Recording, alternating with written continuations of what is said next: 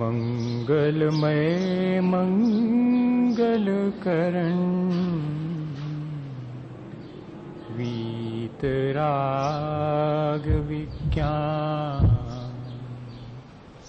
नमो ताहि जाते भये अर्हंतादि महान जो विद्यादि सागर सुधी जो विद्यादि सागर सुधी गुरु हैं हितैषी शुद्धात्म में निरत नित्य हितोपदेशी वे पाप ग्रीष्म ऋतु में जल हैं सयाने पूजून हैं सतत केवल ज्ञान पाने पूजून हैं सतत केवल ज्ञान पाने। बोलिए भगवान महावीर स्वामी की, आचार्य कुंद कुंद स्वामी की, आचार्य गुरुवर विद्यासागर मुनि महाराज की।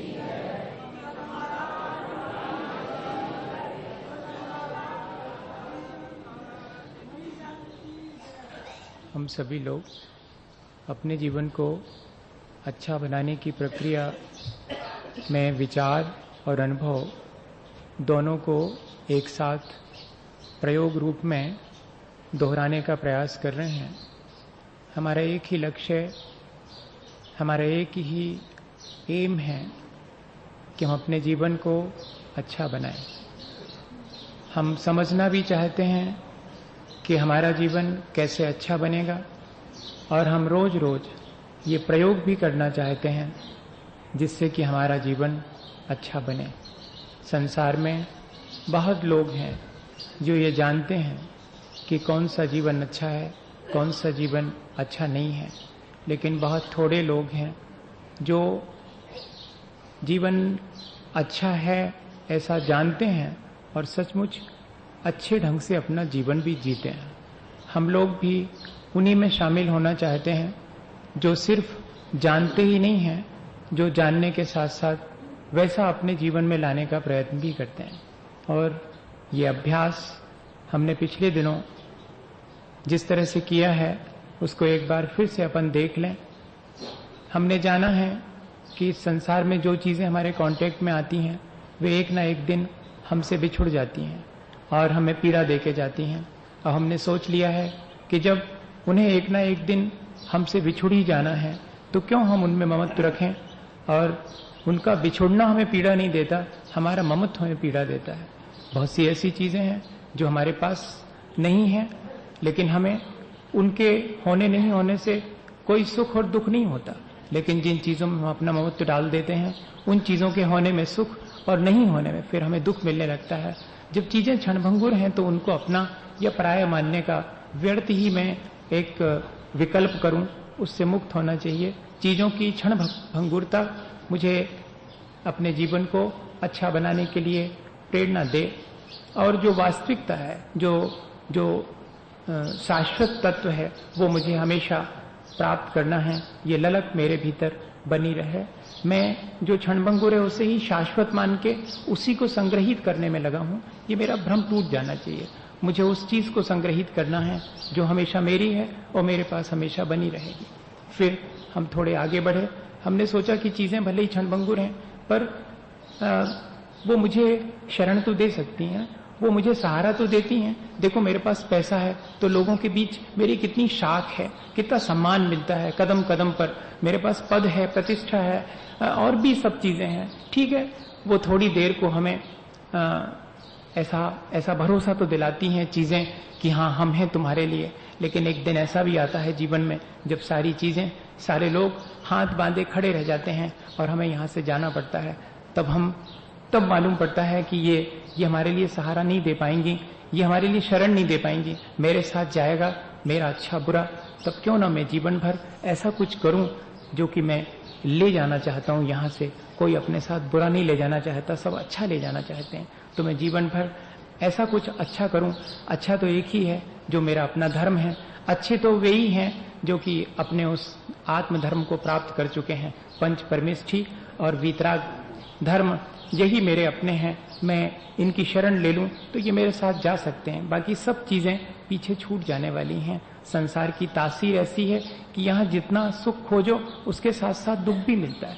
ठीक है, मालूम पड़ गया, हम तो सोच रहे थे कि सुख ही सुख मिलेगा, मालूम पड़ गया कि यहाँ तो सुख के साथ दुख भी मिलता है। मुझे एक ऐसे सुख की हमेशा से खोज रही है और होना भी चाहिए हर एक को, जो कभी मेरे से छिने नहीं और जिसके साथ दुख मिश्रित ना हो। तो फिर हमने ये भी अपने जीवन में शामिल कर लिया है कि अब जब भी थोड़ा समय मिलेगा तो शाश्वत सुख का भी विचार किया करेंगे। अभी तो इन्हीं छोटे छोटे से सुखों में मशगूल रहते हैं, आज ये चीज मिल गई बड़े खुश हैं, कल वो चीज मिल जाएगी तो और बड़ा मजा रहेगा, लेकिन कल ये चीज दुख देगी ये भूल जाते हैं, कल वो चीज नहीं मिली है और मिल जाएगी तो वो भी दुख देगी ये भूल जाते हैं। कोई बात नहीं, हम उस चीज को हमेशा याद रखें कि ये चीजें बहुत थोड़ा सा सुख दे पाएंगी और फिर दुख देने लगेंगी। मुझे इन चीजों का सिर्फ उपयोग करके और अपने उस शाश्वत सुख की तरफ बढ़ना है। और फिर कल तो हमने देखा कि यहाँ चीजें सुख दुख नहीं देती, हम तो व्यर्थ ही मान रहे थे कि संसार सुख दुख देता है। अरे सुख दुख अगर देता होता तब तो फिर कोई और अगर मुझे सुख दुख देता है तो मैं उससे मर्सी अपील कर सकता हूं कि भैया आप मुझे दुख मत दिया करें, और आप मुझे सुख देते हैं तो देते रहिए करें। लेकिन ऐसा नहीं है, यहाँ तो अपने सुख दुख के लिए सब अकेले अकेले ही हैं। यहाँ हम अपने शुभ और अशुभ कर्म जो करते हैं उन्हीं से सुख और दुख पाते हैं। लगता जरूर है कि ये चीज और ये व्यक्ति मुझे सुख दे रहा है, ये चीज और ये व्यक्ति मुझे दुख दे रहा है, लेकिन ऐसा मेरा भ्रम है। मेरे भीतर जो मैंने शुभ और अशुभ कर्म संचित कर रखे हैं वो ही मेरे लिए सुख और दुख देते हैं, और उन सुख और दुख को कोई पार्टिसिपेट भी नहीं कर सकता है। थोड़ा सा मन में आता तो है कि कोई मेरा होता जो कि मेरे सुख दुख में मुझे थोड़ा सा मदद करता, लेकिन कल तो हमने यह भी समझ लिया कि नहीं, अपने सुख दुख को भोगने में हम नितांत अकेले हैं। और इसके साथ ही हमने ये भी कल बहुत बड़ी बात समझ ली थी कि कोई मेरा नहीं है या कि कोई मेरा है, ये दोनों चीजें मेरे अंदर अहंकार और दीनता उत्पन्न करती हैं। इससे बढ़िया है कि या तो हम ये मान लें कि कोई पराया नहीं है, और या तो हम ये मान लें कि सभी अपने हैं। अपने और पराये का खेल खत्म हो जाए तो संसार ही समाप्त हो जाए। सारा संसार अपने और पराये का खेल है। हम खेलते रहते हैं पूरी जिंदगी और ये नहीं समझ पाते हैं कि यहाँ न कोई अपना है और न यहाँ कोई पराया है। अगर देखा जाए तो सब अपने अपने हैं। बस ये बात अगर समझ में आ जाए कि सब अपने अपने हैं, उस एकत्व को तोड़ करके मैं अपने उस अन्यत्व को, अपनी उस यूनिक आइडेंटिटी को अगर समझने लगूं तो अन्यत्व भावना भी एकत्व भावना का ही एक रूप है, उसके सपोर्ट के लिए है। आज हमें थोड़ा आगे बढ़ करके इस चीज को समझ लेना है। हमारा ऐक्ट टूटना चाहिए। हमने माना कि चीजें क्षणभंगुर हैं, हमने माना कि वे शरण नहीं दे सकती, हमने माना कि वे असारभूत हैं, हमने माना कि वे मेरी नहीं हैं, लेकिन हम ये मान नहीं पाते हैं कि ये देह भी मेरी नहीं है, ये तो मेरी है। आप कुछ भी कहो, ये तो मेरी, इसके साथ तो मेरा जिंदगी का संबंध है, ये हमेशा मेरा साथ देती आई है। 1, 2 या 3 समय जब मैं ट्रांसमाइग्रेट करता हूं, एक गति से दूसरी गति में जाता हूं, तब भी मेरे साथ कार्बन और तेजस शरीर लगा रहता है। ये जो औदारिक या बैक्टीरियक शरीर है वो भी 1, 2, 3 समय के बाद फिर मुझे मिल जाता है।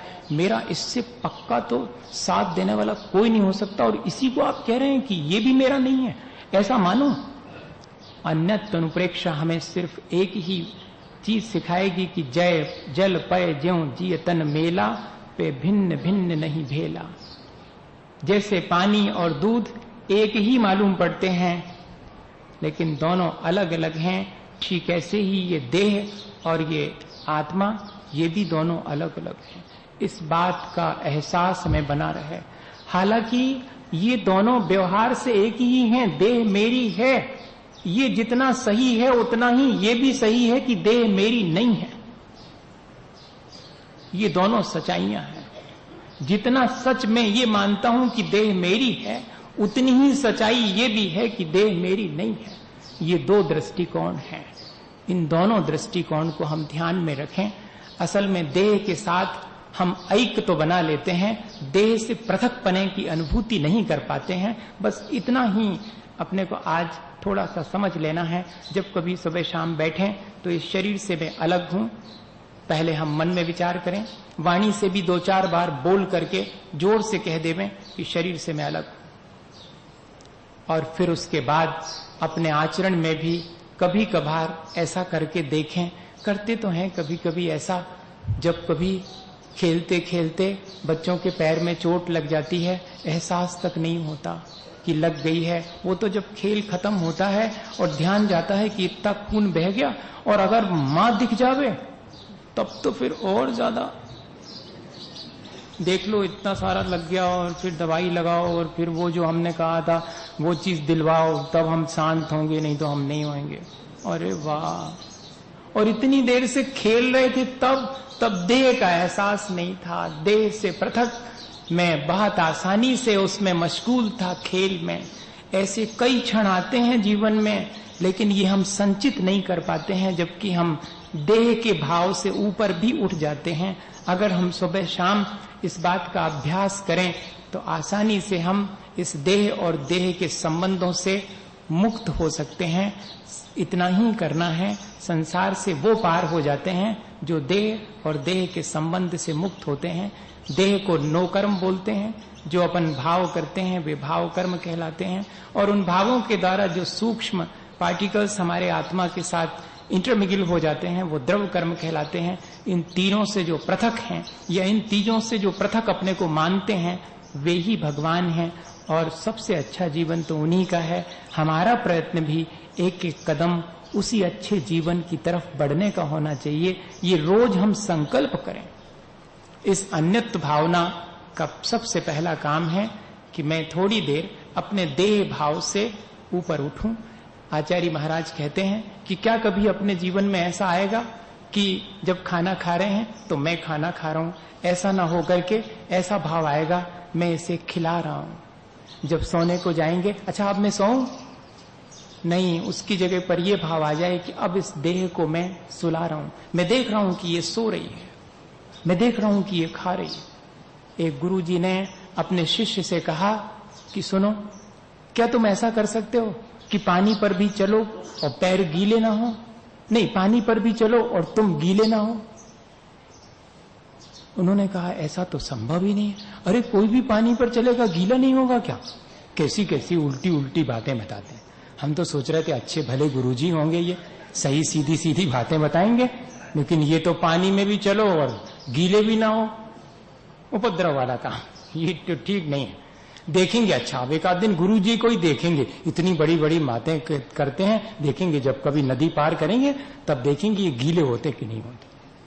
चले, एक दिन आ गया मौका, नदी में से निकले, सब धीरे धीरे गुरुजी के पीछे एक दूसरे को इशारा करके हंस रहे हैं, देखना अब ये भीग रहे हैं कि नहीं भीग रहे हैं, ये गीले हो रहे हैं कि नहीं हो रहे। सब कपड़े गीले हो गए, सब शरीर गीला हो गया, और कह रहे हैं कि ऐसे चलो जैसे कि हम गीले ही ना हो, पानी पर भी चलें। नदी के उस पार पहुंचे और धीरे से एक शिष्य ने कहा, गुरुजी आप कह रहे थे कि पानी में चलें और भीगे ना, आपने ऐसा कभी करके नहीं बताया। बोले वही तो करके बता रहा हूं। अरे तो आप तो भीग गए।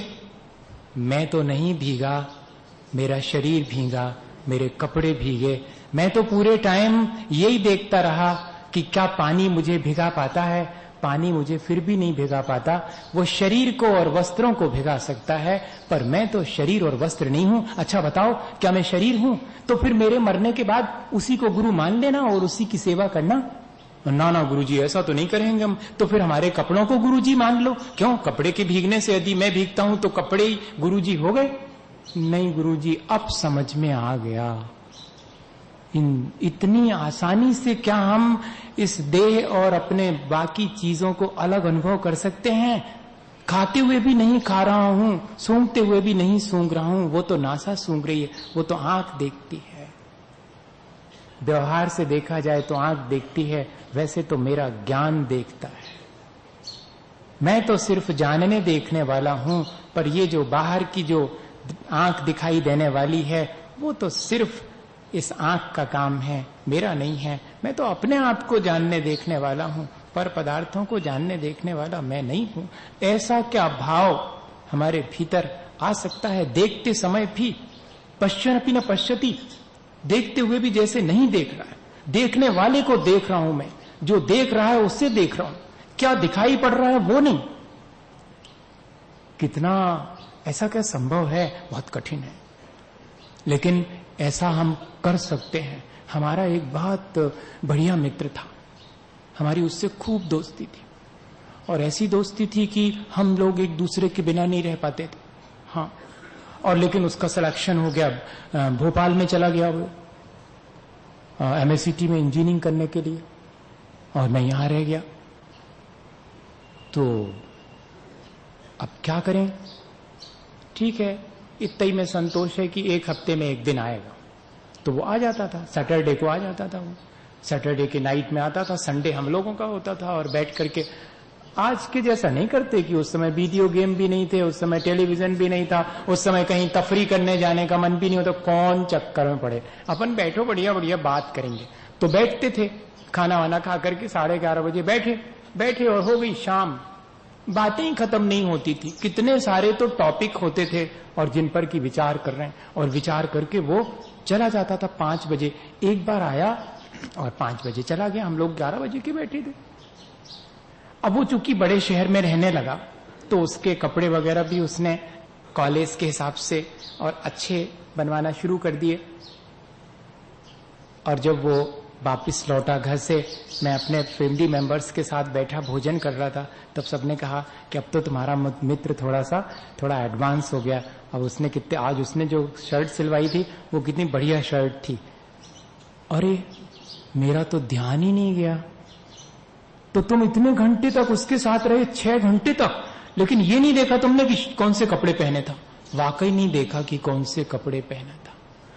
अगर हमें उसकी चेतना से मतलब है, तो ना देह से, ना उस पर पहने हुए वस्त्र से, सब भूल सकते हैं हम।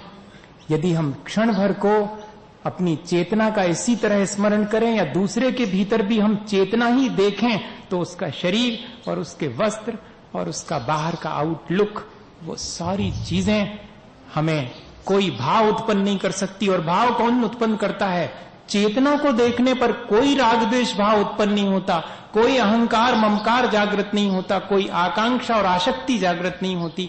आकांक्षा, आसक्ति, ममकार, अहंकार, ये सब चीजें जब हम बाह्य रूप से ऐक्य कर लेते हैं, तब मालूम पड़ता है। और अगर इस बाह्य रूप से पृथक हूं मैं, और अन्य भी इस बाह्य से पृथक हैं, ऐसा अगर पृथक पने का चिंतन निरंतर चले, इसी का नाम तो अन्यत अनुप्रेक्षा है। सब मेरे से पृथक हैं। अब बड़ी मुश्किल हो गई, सब मेरे से अलग हैं, मैं बिल्कुल सबसे अलग हूं, ये मामला भी गड़बड़ है। हाँ, इसमें भी बड़ा अहंकार है, मैं सबसे अलग हूं। आज सारा संसार यही तो शो करना चाह रहा है कि मैं सबसे अलग हूं। सबसे अलग दिखने की भी अपने आप में एक कहना चाहिए आदत है, सबसे अलग दिखने की। नेल पेंट्स लगाएंगे तो क्यों? सबसे अलग दिखें। ये पोतेंगे तो क्यों? सबसे अलग दिखे। अरे सब लोग लगाए हों और आप मत लगाओ तो अलग दिखोगे ही अपने आप, और क्या? सब देखेंगे अरे ये नहीं लगाए हुए, नहीं, लेकिन हम वो उपाय करेंगे अलग दिखने के।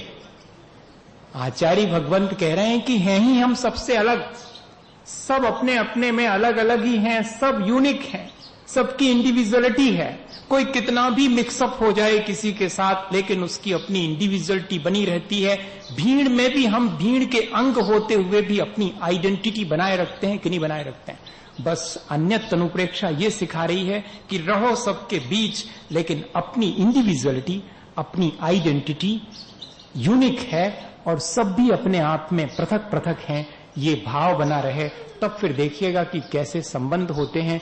ऐक्य हो जाने पर तो हम वस्तु को ठीक ठीक देख ही नहीं पाते हैं, अलग तटस्थ होकर के देखें तो दिखाई पड़ता है। एक कबाड़ी झील के किनारे खड़ा है और एक कवि महोदय भी झील के किनारे खड़े हैं और सुबह सुबह का समय है, और कवि महोदय को क्या दिख रहा है? सूरज चमकता दिख रहा है झील में, या कि चंद्रमा दिख रहा है झील में? दोनों दिख रहे हैं। और कबाड़ी महोदय का किसके साथ ऐक्य है? उनको तो झील में पड़ा हुआ टूटा चप्पल और टूटा कनस्तर दिखाई पड़ रहा। ये कवि महोदय हटे, दिखने दो इनको सूरज का बिंब और चंद्रमा का बिंब, क्या फोकट चीज जो निकाली नहीं जा सकती वो दिख रही है इनको। अपन तो अभी ये हटे और वो चप्पल और वो कनस्तर, कबाड़ की दुकान में कुछ ना कुछ कीमत तो इसकी भी हो। हमारा उस चीज में इतना कहना चाहिए ममकार जुड़ जाता है, या कि हमारी आसक्ति और आकांक्षा जुड़ जाती है कि फिर वो चीज हमसे इतनी एक मेक हो जाती है, पृथक होते हुए भी।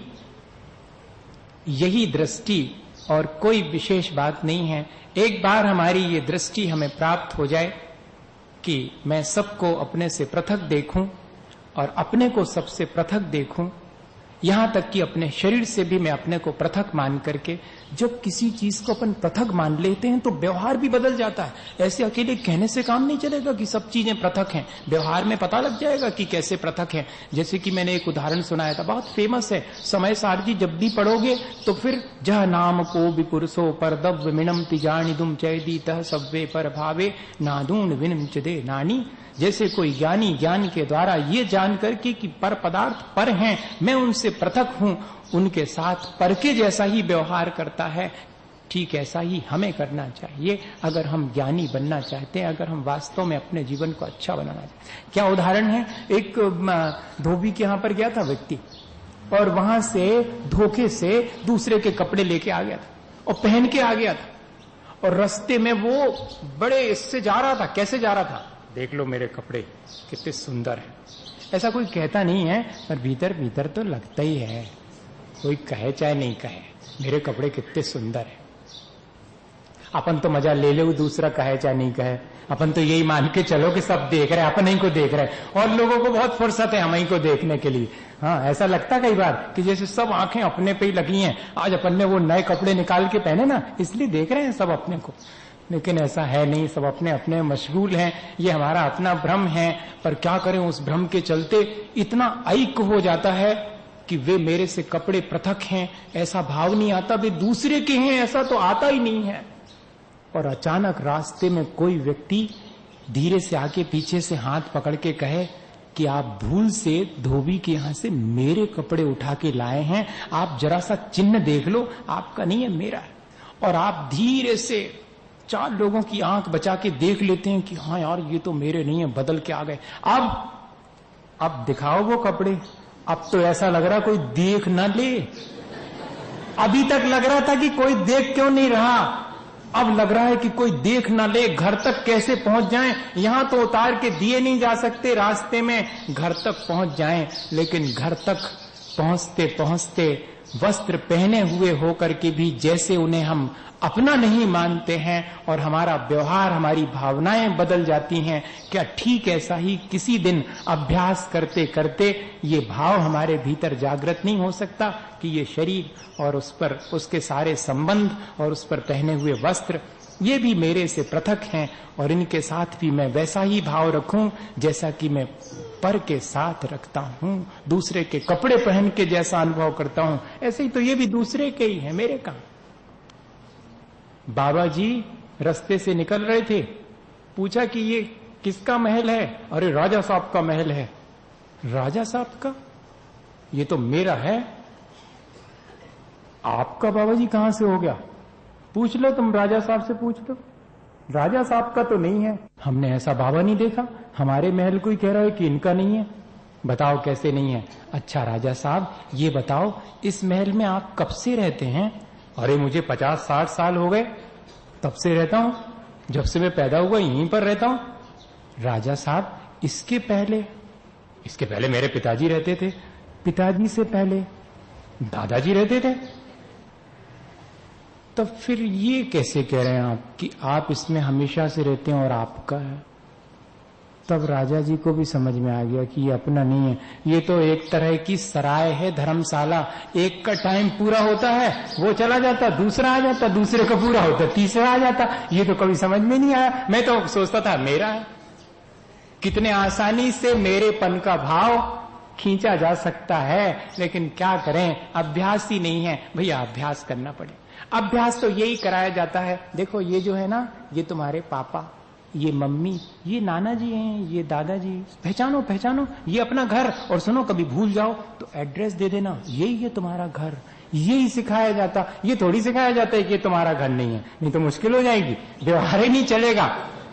लेकिन इस व्यवहार के साथ साथ कि ये घर तुम्हारा है, ये मकान तुम्हारी, ये दुकान तुम्हारी, ये लोग तुम्हारे हैं, ये सब व्यवहार से हैं, लेकिन वास्तव में कोई भी नहीं है, सब मेरे से पृथक हैं। बस ये और साथ में सिखाया जाए। थोड़े बड़े होने पर एकदम तो नहीं समझ में आएगा, व्यवहार तो बचपन से सिखाया जा सकता, लेकिन वास्तविकता तो आंख खुलने पर ही बताई जाती है। और आंख खोल देनी चाहिए अपने आने वाली पीढ़ी की भी और अपनी स्वयं की भी।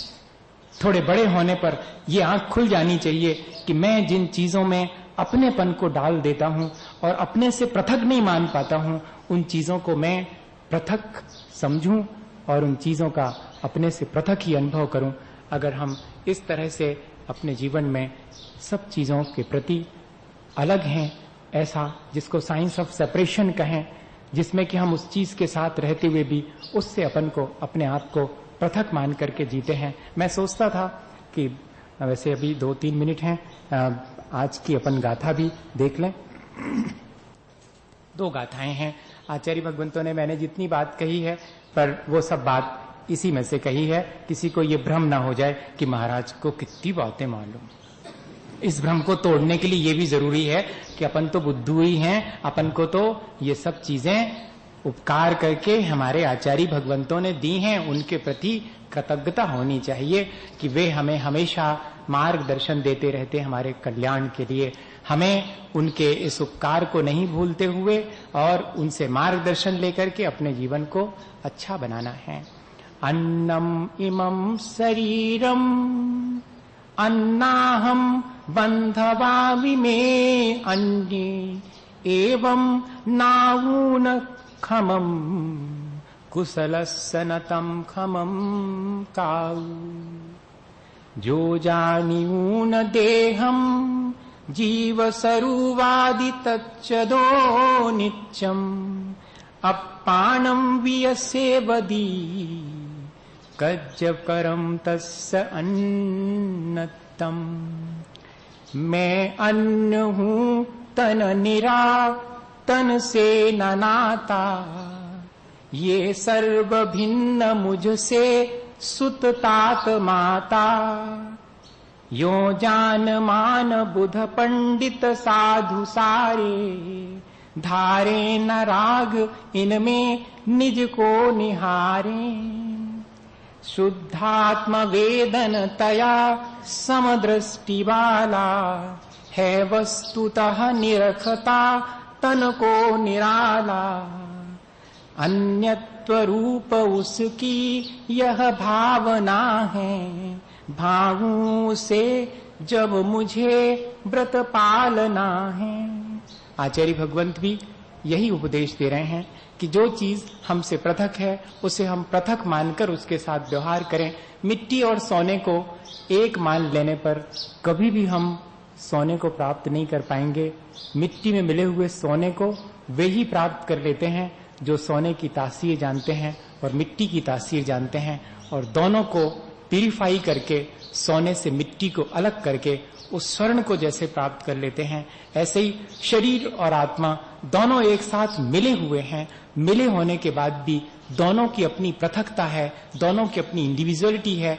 हम उन दोनों को अलग अलग समझें तो कम से कम, और दोनों के साथ अलग अलग व्यवहार करें। शरीर के साथ व्यवहार कैसा करना है और आत्मा के विकास के लिए क्या करना है। 24 घंटे क्या सिर्फ शरीर के विकास की ही चिंता करते रहेंगे? जो आता है, जो देखता है, वो सिर्फ शरीर ही देखता है। आप कैसे लग रहे हैं, आप थक गए हैं, आपको ज्यादा परिश्रम नहीं करना चाहिए, आपकी देह कमजोर है। अरे मेरी आत्मा नहीं दिखती, सिर्फ देह ही दिखती है क्या? मैं नहीं दिख रहा हूं? थोड़ा तो परिवर्तन लाना चाहिए। आप देह में होकर के भी देह से कैसे पृथक हैं।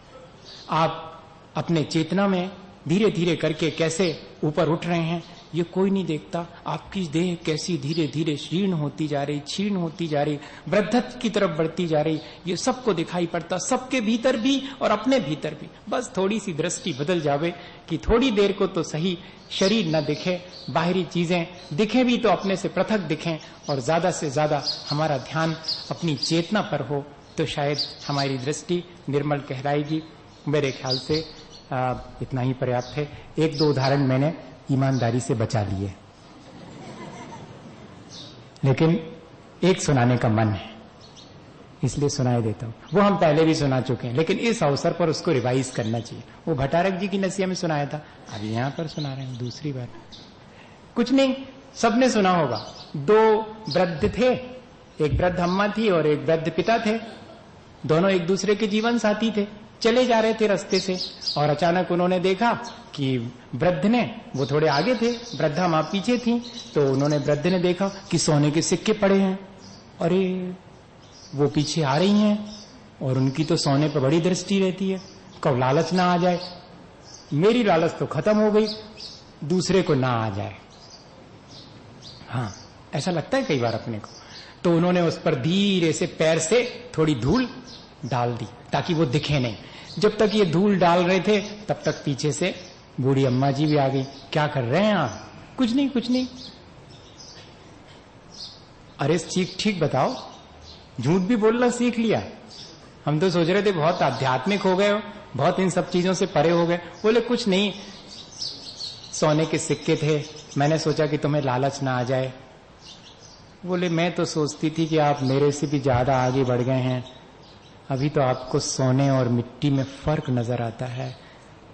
मिट्टी पर मिट्टी डालने का उपक्रम कब तक करते रहोगे? वो भी मिट्टी है, ये भी मिट्टी है, पर क्या करें, दोनों को हम इस तरह नहीं समझ पाते हैं।